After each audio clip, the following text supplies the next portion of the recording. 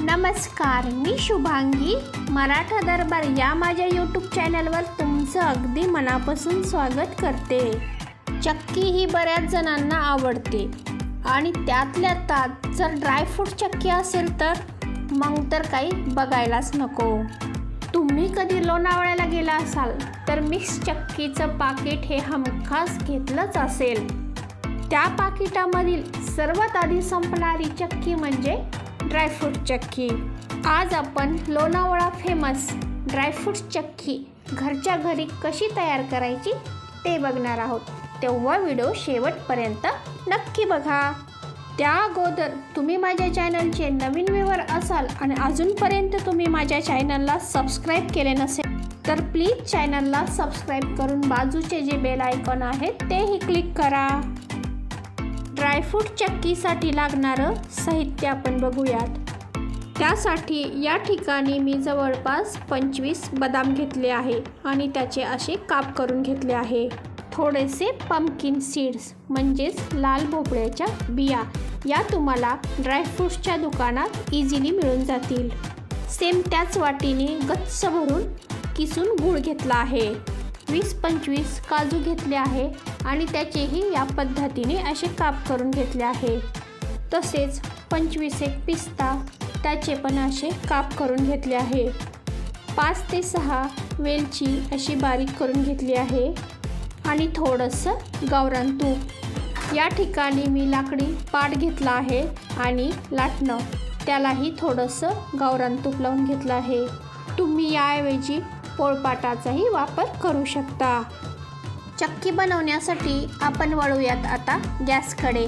त्यासाठी मी गॅसवर एक नॉनस्टिकचा पॅन तापत ठेवला आहे आणि त्यामध्ये थोडंसं साजूक तूप टाकून घेणार आहे. तूप हे हलकंसं गरम झालं की यामध्ये आपण घेतलेले सर्व ड्रायफ्रूट्स टाकून घ्यायचे. गॅसची फ्लेम मीडियम ठेवून हे तुपामध्ये 2 ते 3 मिनटं परतून घ्यायचे. हे चिक्की बनवण्या अगोदर थोडेसे परतून घेतल्यामुळे होणारी चिक्की ही मस्त अशी कुरकुरीत होते. हे ड्रायफ्रूट्स खूप जास्तही परतायचे नाहीत. याचा थोडासा हलकासा कलर चेंज झाला की हे यामधून काढून घ्यायचे. हे बघा, हे तयार झालेत. आपण हे आता काढून घेऊयात. ड्रायफ्रूट्स काढून घेतल्यानंतर परत त्या पॅनमध्ये थोडंसं साजूक तूप टाकून घ्यायचं.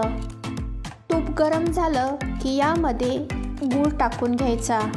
गॅसची फ्लेम मिडियम ठेवूनच हा गूळ सतत हलवत राहायचा. या गुळाचा पाक करून घ्यायचा. काही वेळ हलवल्यानंतर गुळाचा पाक तयार झाला की नाही हे कसं ओळखायचं? त्यासाठी एका वाटीत या ठिकाणी मी थंड पाणी घेतलेलं आहे आणि यामधील थोडासा पाक यामध्ये टाकून घ्यायचा. आता ही गोळी तोडून पाहूयात. ही गोळी सहज तुटत नाही आहे, ही ताणतीये म्हणजे आपला पाक अजून हा झाला नाही. हा पाक परत 2 ते 3 मिनटे चांगला हलवून घेऊयात. 2 ते 3 मिनटं हलवल्यानंतर परत वाटीमध्ये यातील थोडासा पाक टाकून घेऊयात. यामध्ये पाक टाकल्यानंतर परत अर्ध्या मिनिटाने आपण चेक करूयात. वाटीमधील पाकाची गोळी सहज तुटते म्हणजे आपला पाक हा पूर्णपणे तयार झाला आहे.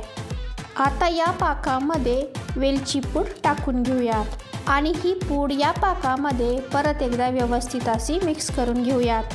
आता लगेच या पाकामध्ये सर्व ड्रायफ्रूट्स टाकून घ्यायचे. ड्रायफ्रूट टाकल्यानंतर लगेच हे व्यवस्थित असं मिक्स करून घ्यायचं जेणेकरून हा गूळ पूर्ण ड्रायफ्रूट्सला लागेल.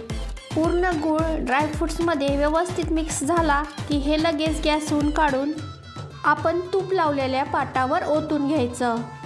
ही प्रक्रिया खूप झटपट करायची आणि हे गरम असतानाच लाटण्याने लाटून घ्यायचं. तुम्हाला जेवढी पातळ चिक्की हवी तुम्ही तेवढी पातळ लाटून घेऊ शकता. ही थंड झाल्यानंतर लांबत नाही म्हणून गरम असतानाच ही फास्ट अशी लाटून घ्या.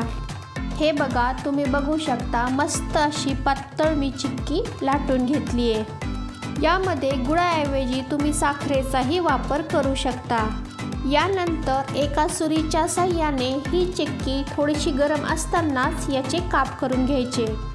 तुम्हाला हव्या त्या आकारात तुम्ही याचे काप करून घेऊ शकता। या ठिकाणी मी याचे चौकोनीच असे काप करून घेतेय।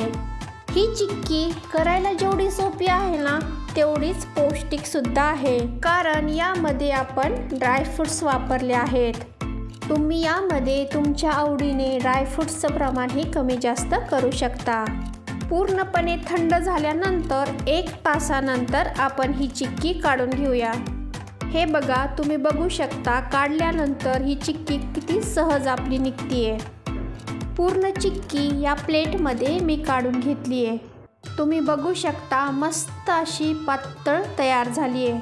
ही चिक्की दिसायला जेवढी सुंदर दिसते ना, चवीला तेवढीच भन्नाट झाली आहे। बघा, मी तुम्हाला यामधील एक तोडूनही दाखवते। मस्त अशी कुरकुरीत सुद्धा झाली आहे। तेव्हा तुम्ही पण ही चिक्की नक्की ट्राय करून बघा। तुम्हाला हा व्हिडिओ कसा वाटला हे कमेंटमध्ये सांगून, व्हिडिओला लाईक करून तुमच्या मित्रमैत्रिणीमध्ये, नातेवाईकामध्ये जास्तीत जास्त शेअर करायला मात्र विसरू नका।